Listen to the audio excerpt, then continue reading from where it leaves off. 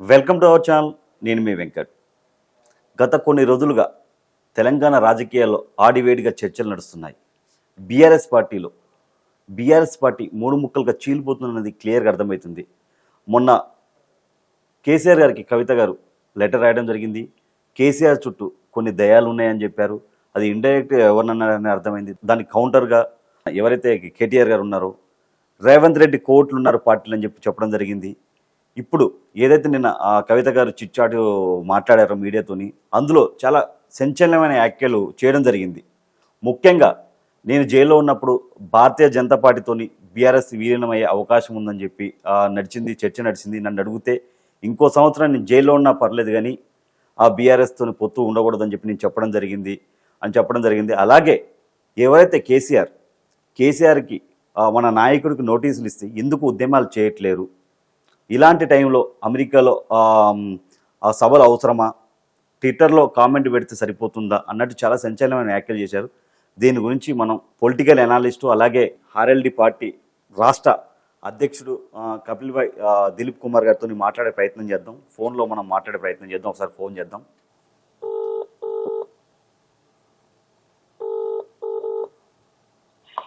Hello sir, good morning sir. ఇప్పుడు మనతో పాటు ఫోన్లో ఆర్ఎల్డి తెలంగాణ రాష్ట్ర పార్టీ అధ్యక్షుడు కపిల్ భాయ్ దిలీప్ కుమార్ గారు మనతో పాటు ఉన్నారు. సార్తో మాట్లాడే ప్రయత్నం చేద్దాం. సార్ నమస్తే. సార్ నమస్తే, చెప్పండి. సార్, ఇప్పుడు తెలంగాణ రాజకీయాల్లో చాలా సంచలనంగా ఆడివేడిగా నడుస్తున్నది కవిత గారి ఇష్యూ. ఎలా చూడొచ్చు సార్? నిన్న ఒక చిట్ చాట్ కూడా చేయడం జరిగింది. భారతీయ జనతా పార్టీతో గతంలో నేను జైల్లో ఉన్నప్పుడే విలీనం అవ్వాలని అనుకున్నారు, నేను వద్దని చెప్పానని చెప్పారు. అలాగే మాకు నాయకుడు ఓన్లీ ఒక కేసీఆర్ మాత్రం మాకు నాయకుడు, వేరే వాళ్ళు ఎవరు కాదని చెప్పి మాట్లాడడం జరిగింది. ఇప్పుడు నమస్కారం మీకు ఇయర్స్ కూడా. సార్, కవిత యాక్చువల్లీ 2007 లో అమెరికా నుంచి వచ్చిన సందర్భంలో, అదే సందర్భంలో గ్లోబల్ రెసిషన్ ఉండి ఉద్యోగాలందరూ కోల్పోతున్న సందర్భంలో ఈవెన్ కేటీఆర్ కూడా ఇండియాకి వచ్చేసాడు. ఇద్దరు కూడా ఆ టైంలోనే ఈ పొలిటికల్ ఎంట్రీ చేద్దామనే ప్రయత్నాలు చేశారు. ఎందుకంటే ఉద్యమ పార్టీ ఫాదర్ చివరి 6 నెలలు ఇక్కడ కేంద్ర మంత్రిగా ఉన్నాడు. హరీష్ ఏమో టీఆర్ఎస్ నడుపుతున్నాడు. సో ఎంట్రీ కోసం ట్రై చేసినప్పుడు కేసీఆర్ రాజీనామా చేసి వచ్చిన తర్వాత 2009 వరకు వాళ్ళు చెదురుమదురుగా ఉన్న ఉద్యమ కార్యక్రమాలు పాల్గొనడం, తర్వాత పొలిటికల్ ఎంట్రీ కోసం ట్రై చేస్తే కేసీఆర్ అప్పుడు ఇద్దరికి కూడా టికెట్లు ఇవ్వాలని అడిగితే ఒప్పుకోలేదు. ఇద్దరిలో ఎవరో వాళ్ళని చూస్ చేసుకోమన్న సందర్భంలో ఈమె కాస్త అటు ఇటు మాట్లాడి ఇన్ఫ్లుయెన్స్ చేసి ప్రయత్నాలు చేసి సక్సెస్ఫుల్ కాక నాకే వచ్చేది, నేను విత్డ్రా అవుతున్నా అంకుల్, ఈసారి అన్నయ్యనే కాంటెస్ట్ చేయమని. అంటే అప్పుడు ఆయన సిరిసిల్ల పోయి పోటీ చేసి గెలిచాడు, జ్ఞాపకం ఉంటే. అప్పుడు మీరే కదా సార్ కీలకంగా టికెట్ ఇచ్చారు. నేను అప్పుడు టికెట్ ఇవ్వమంటే ఆ టికెట్లు మహాకూటమితో మంత్రాలు చేయడానికి నాకు ఆయన డెప్యూటీ చేశాడు. అవునవును. కమిటీ కింద కాన్స్టిట్యూటీ హరీష్ రావు గారు, కేటీఆర్, నేను, ఈటల రాజేందర్ మేమంతా పోయి చర్చలు జరిపాం. రెడ్డి గారు ఆ సందర్భంలో ఆ అమ్మాయికి అవకాశం రాక ఒక్క కేటీఆర్ కి అవకాశం వచ్చింది. ఆయన ఎంపీగా చేద్దాం అనుకున్నాడు. మేము సర్వే చేస్తే బీఆర్ఎస్ థర్డ్ ప్లేస్ లో పోతుందని వచ్చింది. కాబట్టి మేము కేసీఆర్ చెప్తే కేసీఆర్ నాడు ఎందుకు అనవసరంగా పోటీ ఓడిపోతావు, బెటర్ గో టు సిరిసిల్ల అని. ఇంకేమైందంటే మొదటి దెబ్బ పడ్డది అప్పుడు. ఆ తర్వాత కేటీఆర్ వచ్చాడు, కవిత వెనక్కి పోవాల్సి వచ్చింది. అప్పుడే నిరుత్సాహపడ్డా సీట్ రానందుకు. అక్కడి నుంచి ఇద్దరికి కూడా వచ్చేది కాదు, రైవలరీ ఉంది. ఆ తర్వాత క్రమం లోపల నేను కూడా బయటకు వెళ్ళిపోయిన పార్టీ నుంచి ఈమె నిజామాబాద్ ఎంపీ స్టేట్ స్థానాన్ని ఆశించి పనిచేసిన సందర్భంలో ఆమె అంతటా కూడా తెలంగాణలో పవర్ఫుల్ గా జాగృతి నిర్మాణం చేసింది. అవును, జాగృతి అనేది టీఆర్ఎస్ కంటే పవర్ఫుల్ గా కార్యవర్గం ఉండేది.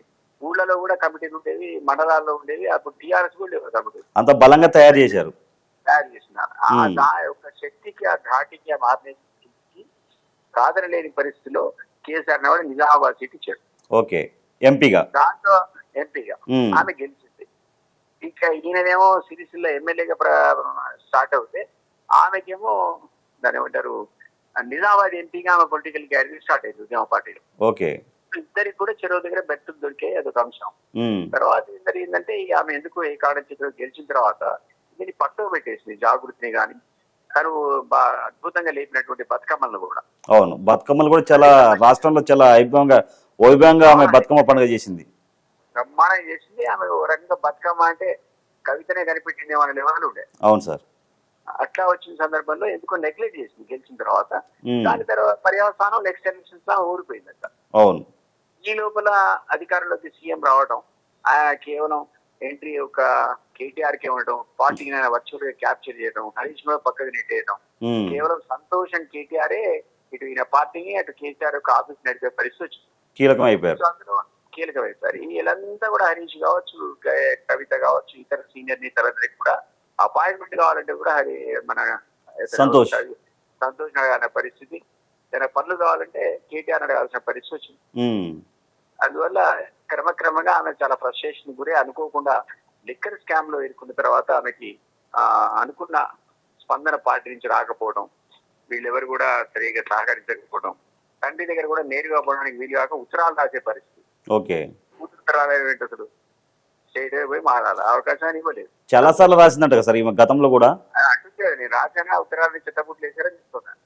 అక్కడ దయాలు ఉన్నాయంటుంది. ఆ దయాలు ఎవరు? ఆ ఉద్దేశంలో సంతోషం, కేటీఆర్. ఓకే, వీళ్ళిద్దరు కూడా తన దగ్గరికి తండ్రి దగ్గర కూడా రాని పరిస్థితి తీసుకొచ్చారనే ఫ్రస్ట్రేషన్ లో ఆమె క్రమక్రమంగా ఈ ఉత్తరం దిగిన తర్వాత ఆగ్రహం వ్యక్తం చేసింది. మన సీక్రెట్స్ అంతా డైలీ వార్తల్లో మీద అన్నింటిలో చూస్తాం. ఇప్పుడున్న సిచ్యువేషన్ లో నాకు కేసీఆర్ ఆంతరం ఇంకా బాగా తెలుసు కాబట్టి ఆయన మీరు ఎన్ని ఉత్తరాలు రాసినా చదవడం, మీరు ఎన్నిసార్లు ప్రయత్నించినా ఇంకా ఇంకా బిగుసుకుపోతాడు తప్ప మీకు అపాయింట్మెంట్ ఇవ్వడు. సో ఈ రోజున్న పరిస్థితిలో ఆమెకు డెఫినెట్లీ ఒక పార్టీని పెట్టాల్సిన ఆగత్యం అనేది ఏర్పడదు. పెట్టే అవకాశం ఉందంటారు సార్? 100% ఆ పార్టీ పెడుతుంది. బీఆర్ఎస్ దానివల్ల పెద్ద షాక్ తగులుతుంది.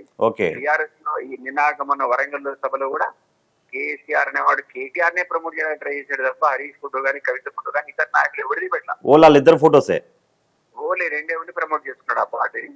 ఆ కాస్ట్ ఆఫ్ కాంగ్రెస్ ఫెయిల్యూర్ వల్ల ఏదైతే ఈ రోజు వాతావరణం మళ్ళా అనుకూలంగా బీఆర్ఎస్ కి వచ్చిందో అది కవిత బయట పార్టీ పెడితే దెబ్బతింటుంది. ఆ వచ్చిన ఆ పాల పొంగు కాస్త చల్లారిపోతుంది, ఈమె నీడలాగానే చల్లుతుంది వాటి మీద. కవిత పార్టీ ఎట్లా ఉంటుందంటే చెప్పలేము. సామాజిక న్యాయం మా వాళ్ళు చేయలేదు, అవకాశాన్ని పాడు చేసుకున్నారు, చాలా తప్పులు జరిగాయి అంటుంది కాబట్టి ఇది చేయను, నేను కొత్త పందాలు పార్టీని నడుపుతా, ఇది నా అజెండా, ఓ సామాజిక తెలంగాణ లక్ష్యం, నేను కేవలం ఆనరీ చైర్మన్ ఉంటా, నేను వర్కింగ్ పెట్టి నలుగురిని పెడతా, ఎస్టీని బీసీని మైనారిటీని మొదలుపెట్టింది అనుకోండి, కాస్తో ఆమెకు ఆదరణ ఉంటుంది. ఎందుకంటే జాగృతి ద్వారా తనకున్న కెపాసిటీ ఏంటో చూపించుకుంది. అందుకే అంటారు సార్ కొంచెం బీసీ వాదాన్ని కూడా కొంచెం ఎక్కువ మాట్లాడుతున్నారు. ప్రొజెక్ట్ చేస్తుంది. ఆ వాదాన్ని ఈ రోజు బ్రహ్మాండమైన బలం వచ్చింది కదా బీసీ వాదానికి. సో అన్ని పార్టీలు కూడా ఒక కంపల్షన్ క్రియేట్ అయింది. మీరు బీసీ గురించి మాడాల్సిందే, ఎంత పర్సెంటేజ్ రిజర్వేషన్ ఇస్తారో చెప్పాల్సిందే, లేకపోతే రేపు పొద్దున ఓట్లు పడే పరిస్థితి లేనటువంటి ఒక యూనిటీ బీసీలో వచ్చింది. దీన్ని ఆమె తను కూడా దాన్ని అందిపుచ్చుకునే ప్రయత్నం చేస్తుంది. కాబట్టి రేపు ఆమె బయటకు వచ్చి పార్టీ అనౌన్స్ చేస్తే ఏ విధమైన విధి విధానాలు మనకు ముందు వస్తుందో చూస్తే అప్పుడు కానీ మనం అంచనా వేయలేం రాబోయే రోజు ఆ పార్టీ ఏమవుతుందని. సార్ ఇంకొకటి సార్, ముఖ్యంగా కేసీఆర్కి ఏదైతే నోటీసులు ఇచ్చారో ఎందుకు ఉద్యమం చేయట్లేరు, ఇలాంటి టైంలో అమెరికాలో సవాల్ ఎందుకు, ఓన్లీ ట్విట్టర్లో కామెంట్ పెడితే సరిపోతుందని చెప్పి డైరెక్ట్ గా కేటీఆర్ గారికి మాట్లాడిందని క్లియర్ గా అర్థమవుతుంది, కౌంటర్ ఇచ్చినట్టు. దీన్ని ఎలా చూడవచ్చు సార్? అది ఇప్పటిది కాదని చెప్పారు కదా, ప్రతి అంశాన్ని వాడుకుంటుంది ఆమె. బయటికి పోల్చుకుంటే ప్రతి అంశం కూడా ఆయుధమే సార్. పార్టీ గత ఫెయిల్యూరు, తండ్రి అందుబాటులో లేకపోవడం, దయ్యాలు, వేదాలు ఇవన్నీ పనికొస్తాయి. కేసీఆర్ కి ఎంత తిక్కుందో నాకు కూడా అంతే తిక్కుందని చెప్పి మాట్లాడడం జరిగింది సార్. మరి దీన్ని ఎలా చూడొచ్చు? ముగ్గురు మొండివాళ్లే. కేసీఆర్ ఎంత మొండివాడు, కేటీఆర్ ఎంత మొండివాడు, ఆయన ఎంత మొండివాడు, కవిత అంతకంటే మొండి. ఇప్పుడు హరీష్ పరిస్థితి ఏంటి సార్? హరీష్ రావు గారి పరిస్థితి ఏంటి? క్రమక్రమంగా అడ్జస్ట్ అయిపోయి పక్క జరిగిపోయాడు. ఫిఫ్త్ పొజిషన్ కి వచ్చాడు ఇప్పుడు. సంతోష్ తర్వాత 5th పొజిషన్ లో ఉన్నాడు.